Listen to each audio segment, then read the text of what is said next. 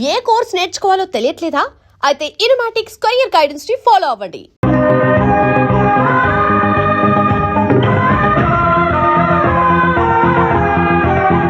ఇవాళ ఏదో సర్ప్రైజ్ అన్నావు, ఇదేనా Maya? Happy birthday mister Pithapuram. నాకా? నీకే హ్యాపీ బర్త్డే మిస్టర్ పిఠాపురం. ఇదే సర్ప్రైజ్ అంటే నీదే బర్త్డే. థ్యాంక్స్ చెప్పు. Thank you. ఈ రోజు నా బర్త్డే. అవును, నేను పుట్టినప్పుడు మా ఊళ్ళో తుఫాన్ వచ్చి పెద్ద మర్రి చెట్టు పడిపోయింది. చూడు లిటిల్ పాప, నువ్వు మా సిస్టర్ దగ్గర ఈత నేర్చుకున్నావు. మీ మావయ్యకు కూడా ఈత నేర్పించలేకపోయావా? నిన్న మీ మావయ్యకు ఈత రాక కాలువలో పడిపోయి మా సిస్టర్ ను కూడా ముంచేశాడు.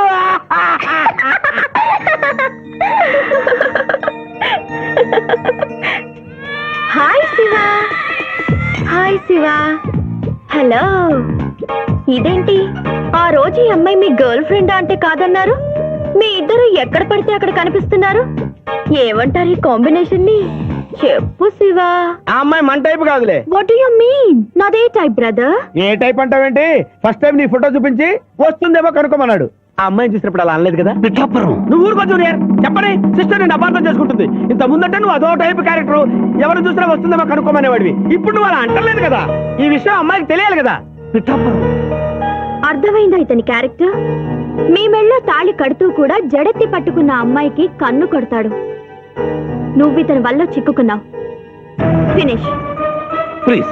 అదిగా చెల్లెమ్మ, పాపం శివాజీ. Shut up. ఇలాంటి మనిషితో స్నేహం ఏంటా నీకు? పదపోదాం. Thank you brother.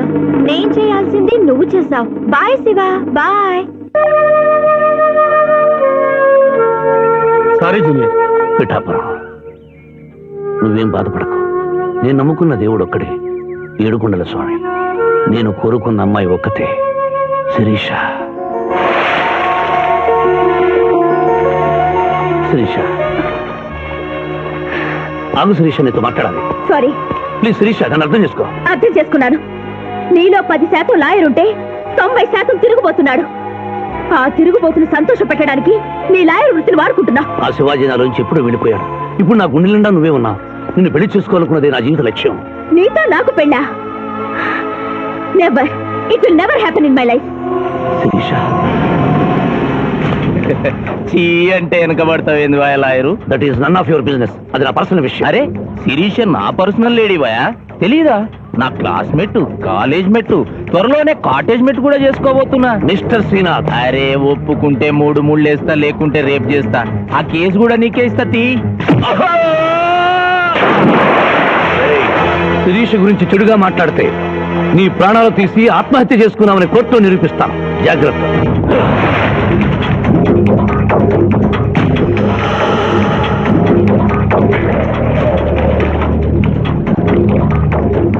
Can I help you?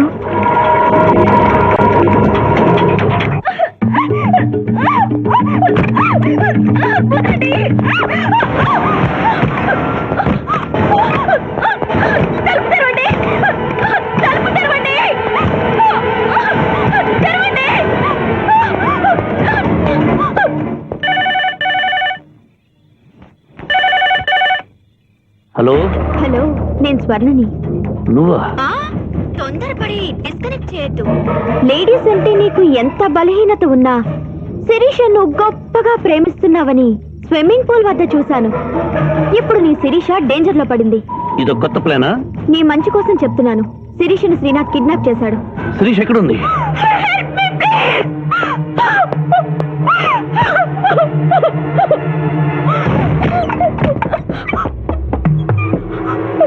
Sirisha, నా దగ్గరికి రావద్దు. శిరీష, ఇదంతా నీ ప్లాన్ అన్నమాట.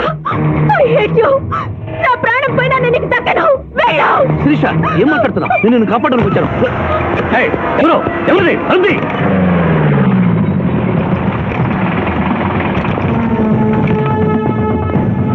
డోర్ ఓపెన్ చేయండి.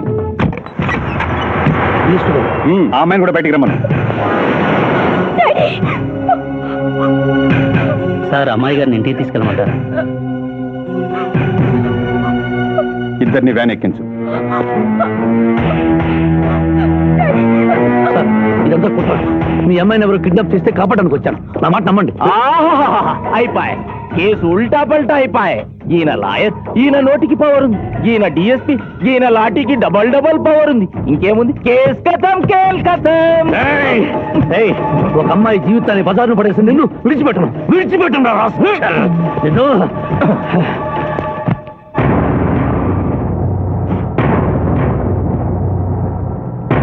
నువ్వు చెప్పదలుచుకుంది ఏమైనా ఉందా శివాజీ? ఏం చెప్పంటారు మిస్టర్ జస్టిస్? ఎన్నో కేసుల్లో కంచులాగా మోగిన కంఠం మోగబోయిందని చెప్పంటారు. ఈ క్షణంలో మా ఇద్దరిని ప్రభుత్వ ఆసుపత్రికి తీసుకెళ్తే మేము ఏ తప్పు చేయలేదు నిరూపించుకోగలం అని చెప్పమంటారా? నువ్వు కోరితే నీ కోరిక అంగీకరించడానికి నేను సిద్ధంగా ఉన్నాను. అంగీకరించి లాభమే ఉంది మిస్టర్ జస్టిస్. పెళ్లి కావలసిన శిరీష జీవితంపై పడ్డ ఈ మచ్చని మీరు తుడిచేయగలరా? ఆమె నిరపరాధిని, రేపు ఆమెను చేసుకోబోయేవని నమ్మించగలరా? ఇమ్మోరల్ యాక్ట్ కింద అరెస్ట్ అయిన మమ్మల్ని మీరు శిక్ష వేయకుండా వదిలేయగలరా? అయితే నిన్ను బార్ అసోసియేషన్ నుంచి డిబార్ చేయటం, ఆమెకు 1000 రూపాయల జరిమానాతో పాటు వారం రోజులు జైలు శిక్ష విధించడం తప్ప మరో పరిష్కారం లేదు. ఉంది జడ్జి గారు.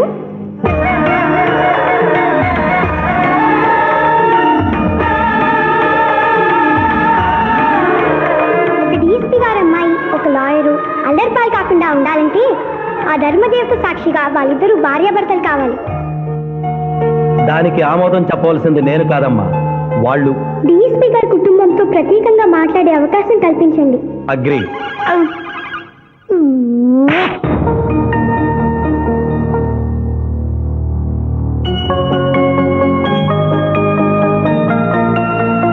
నేను కోర్టులో అలా మాట్లాడడం తప్పా సార్? అవమానంతో ఆత్మహత్య చేసుకునే పరిస్థితిలో ఉన్న మాకు తప్పులేం తెలుస్తాయమ్మా? అలా అనకండి. ఇప్పుడు జరగవలసిన ఆత్మహత్యలు కాదు, వీళ్ళిద్దరిని అల్లరిపాలు చేయాలని వాళ్ళు చేసిన పనిని శుభలేఖలతో శుభంగా ముగించడం. అవును నాన్నగారు, శిరీష్ అంటే శివాజీకి ఎంత ఇష్టమో నాకు తెలుసు. మీరు ఎలాగో కట్టించి పెళ్లి చేయలేరు. చెల్లి పెళ్లి జరుగుతుందా లేదా అని అమ్మ నిప్పుల కుంపటి గుండెల మీద పెట్టుకుని బ్రతుకుతోంది. ఇంత నింద పడ్డాక చెల్లి పెళ్లి చేయలేరు. మీరే ఆలోచించండి.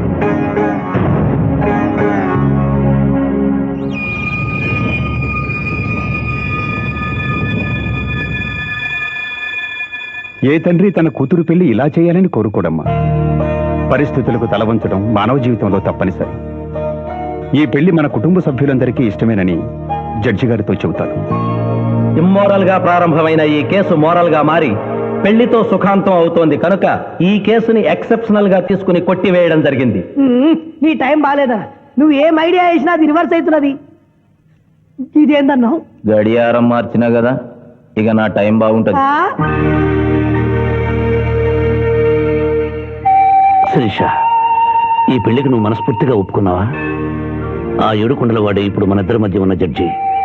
నీ ఇష్టం లేకుండా ఈ పెళ్లి జరగదా? చెప్పు. మీరు దేవుణ్ణి జడ్జి అన్నారు, కానీ నేను ఆ దేవుణ్ణే సాక్షిగా అనుకుని మీరు మారారని ఈ పెళ్లి చేసుకుంటున్నాను.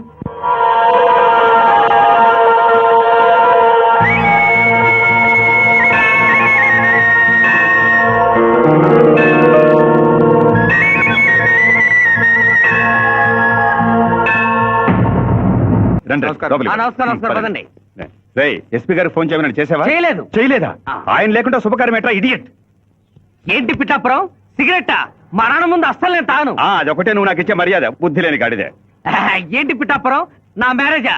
సిస్టర్ మ్యారేజ్ అయిపోయిన వెంటనే నా మ్యారేజ్ చేస్తారు ఫాదర్. నీ దరిద్ర ముఖానికి అదే తక్కువ. కడుపుకు అన్నం తింటున్నావా, గడ్డి తింటున్నావా? పిఠాపురం ఎక్కడికి? ఆయన క్షమాపణ చెప్పి తీసుకొస్తాను, వెళ్తున్నాను. పో. శుభం.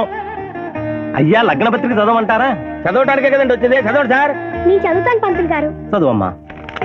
స్వస్తి శ్రీ చంద్రమానేన శ్రీ బహుదాని నామ సంవత్సరం మార్గశిర శుద్ధ దశమి ఆదివారం ఉదయం 11:01 శ్రీ చంద్రకాంత్ గారి ఏకైక పుత్రిక శిరీషను చిరంజీవి సింధు మామగారైన శివాజీకి ఇచ్చి వివాహం చేయుటకు పెద్దలు నిశ్చయించిన శుభలగ్న పత్రిక.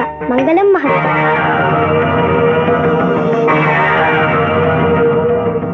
వారి చేతికి ఇవ్వమ్మా.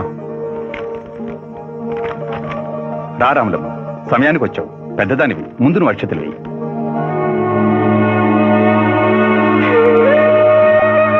వేయి రాములమ్మ. 15 ఏళ్లుగా ఆ బిడ్డను పెంచిన చేతులతో అక్షింతలు వెయ్యలేను పాపం. తప్పు చెయ్యని నా కొడుకుని డబ్బు కోసం జైల్లో పెట్టించాడు. ఈ నెట్ట దీవించమంటావయ్యా? ఇదిగో లాయరు, ఈ ఇల్లు దేవాలయం. ఈ గడపలో తల్లుడుగా నువ్వు అడుగు పెట్టలేవు.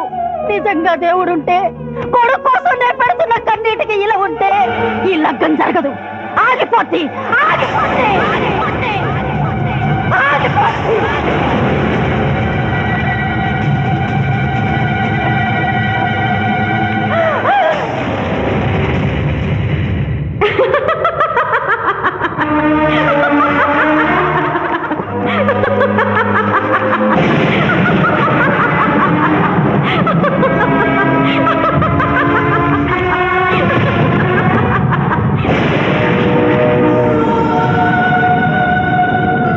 నా కళ్లకు గంటలు కట్టి నువ్వు నీలాంటి లాయర్లు ఇన్నాళ్లు నన్ను హింస పెట్టారు. నిన్ను చూసి పగలబడి నవ్వే అవకాశం ఇన్నాళ్లకొచ్చింది నాకు. మానభంగం చేసిన వాళ్లను అమాయకులన్నావు, హత్యలు చేసిన వాళ్లను అపర గాంధీలన్నావు, ప్రేమికుల్ని విడదీశావు. ఎందుకు? డబ్బు కోసం. ఆ డబ్బు నువ్వు వాడుకున్న జీవితాల్లా మూలపడి మూలుగుతోంది. తిను, అన్నమెందుకు? ఆ డబ్బే తిను. నన్ను పిచ్చిదాన్ని చేసి కోర్టులో ఇష్టం వచ్చినట్టు వాదించినప్పుడు లేని భయం, బెంగ ఇప్పుడెందుకు వచ్చాయి? ప్రియురాలి ముందు ఒక పేదరాలు శపించిందనా? లగ్నపత్రిక మీద ఆమె కన్నీళ్లు పడి రాసిన లగ్నం చెరిగిపోతుందనా? నీకు ప్రియురాలు కావాలి, కానీ న్యాయం అక్కర్లేదా? న్యాయమే కావాలనే తాపత్రయపడిన నా అక్కకు నువ్వు ఇచ్చిన వరమేమిటి? మరణం. తన రక్తంతో నీ పాదాలు కడిగింది. ఏం చేశావు ఆవిడకు నువ్వు? ధర్మం. నడి రోడ్డు మీద పెంచుకుని కలిచోటి కలిసి చంపారు. అప్పుడేమయ్యాయి? నల్లగుడ్డ చాటున నీ కళ్ళు గుడ్డిదని అయిపోయావా? ఈ దేశంలో ఉత్తర భారతం నుంచి దక్షిణ భారతం వరకు ఎంతమంది రాజకీయ నాయకులు మోసం చేయడం లేదు. వాళ్ళను కాపాడాలని చూసే న్యాయవాదులు ఎంతమంది లేరు? కాదని చెప్పు, చేతులు జోడిస్తాను. 3 అంచెల ప్రభుత్వాన్ని మేసే 3 కంచెలే రాజకీయం, చట్టం, న్యాయం. అవి 3 కోతుల్లాగా మారిపోయాయి. చెడు అనకు, చెడు వినకు, చెడు చూడకు అన్న 3 రీతుల్ని కోతులకు వదిలేసి చెప్పింది వినకు అంటుంది రాజకీయం. పెద్దవాడిని ఏవి అనకు అంటుంది చట్టం. ధర్మాన్ని చూడకు అంటుంది న్యాయం. ఈ నిజం తెలుసుకునే ఈ పద్ధతిలో బ్రతకాలని నిర్ణయించుకున్న నన్ను ప్రశ్నించే హక్కు నీకు లేదు. వెళ్ళు, వెళ్ళిపోయి గురించి.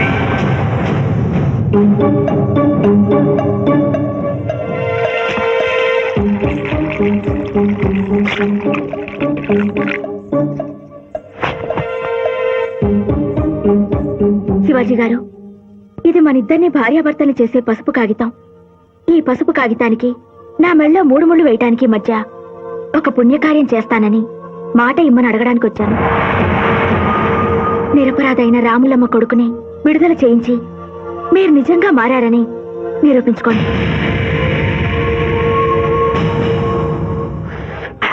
అనా నువ్వు సల్లదావుడు ఎప్పుడు షురు చేసినావు? బిల్కుల్ మందు బంద్ చేసినవే. ఏమ్రు మధ్య లాగా ఉంటే మజాక్ అనుకున్నావు. బాడీ మొత్తం కూలింగ్ అవుతుంది, దమాక్ సాఫ్ అవుతుంది. అవ్వాలా నువ్వు మందు ఎందుకు బంద్ చేసినవే? ఏమున్నదిరా భయ్, మనకు ముందెనక మొత్తం దుష్మన్ గాలేనాయి.